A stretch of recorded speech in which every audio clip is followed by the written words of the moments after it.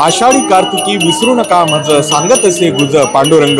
कैवल्य साम्राज्य चक्रवर्ती महाराज ज्ञानेश्वर माऊलींचा संजीवन समाधी सोहळा आणि कार्तिक वारी निमित्त दरवर्षी राज्यभरातून लाखो वारकरी तीर्थक्षेत्र आळंदीमध्ये दाखल होतात।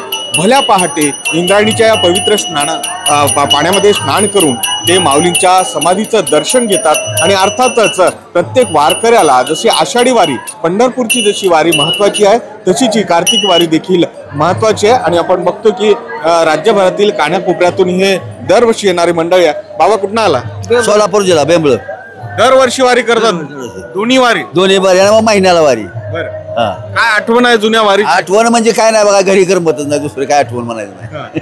आम्ही वारी आली की निघणारच। किती वाऱ्या केल्या सांगता येणार नाही। काय मागायचं असतं माऊलींकडे? काय मागायचं नाही, असं वारी घडावी फक्त, हे दुसरं काय मागायचं नाही।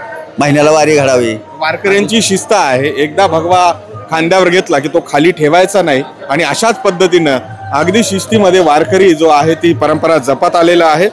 खरं तर माऊलींनी सजीव समाधी घेतली होती, तो दुःखाचा क्षण म्हणावा लागेल, दुःखाचा क्षण होता वारकरी संप्रदायासाठी।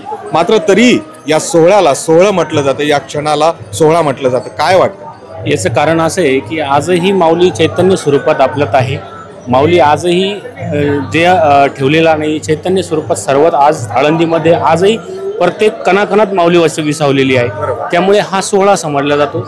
आणि सोहळा हा समाधीचा आहे, परंतु चैतन्य स्वरूपात असल्यामुळं लोकांना त्याचा आनंद आहे। काय व्यक्त वाटते या निमित्ताने? या ठिकाणी जर आला तर चैतन्य निर्माण होतं। या 15 दिवसाला महिन्याला एक वारकऱ्याची अशी भावना असते का गावाकडनं आपण इकडं आळंदीला एक वेळेस इंद्रायणी मातेचं दर्शन घेऊन, स्नान घेऊन, माऊलीचं समाधीचं स्नान घेऊन आपल्या गावाकडे जावं। म्हणजे एक 15 दिवस महिना झाला का इकडे यावंच वाटतं, गावाकडे करमत नाही। म्हणजे असं चैतन्य असलेलं एक माऊलीचं समाधी स्थान। दयाच्या द्वारे सोन्याचा पिंपळ अंगी ऐसे बळ रेडा बोले। खरं तर या योग्याची अशी महती आहे।